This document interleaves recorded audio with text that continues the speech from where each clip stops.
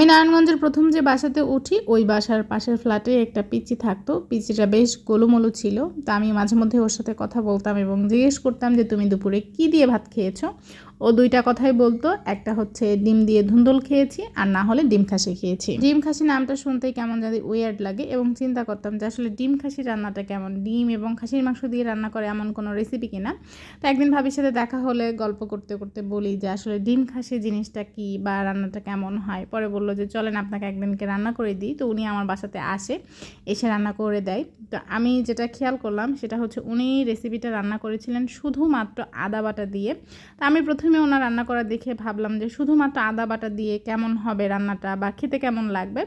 পরে যখন খাইলাম যে না বেশ ভালোই লাগে, আর নতুন রেসিপি, নতুন নাম, আর খেতে তো একটু প্রথম প্রথম কেমন লাগবে। তো পরে কিন্তু আমি রান্নাটার কিন্তু পুরো ফ্যান হয়ে গিয়েছিলাম।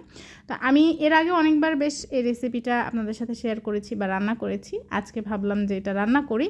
তো আমাদের মিলের এই যে কোয়েল পাখির ডিম, তারপরে মিলের এই যে বেগুন গাছের বেগুন, এটা দিয়ে আজকে আমি এটা রান্না করেছি। তবে এটাতে আমি খুব বেশি মশলা দিই নাই, এখানে শুধু আদা বাটা, হলুদ গুঁড়া, মরিচ গুঁড়া, ধনিয়া গুঁড়া আর স্বাদ মতো লবণ, এটা দিয়েই কিন্তু এই যে রান্নাটা করে নিয়েছি।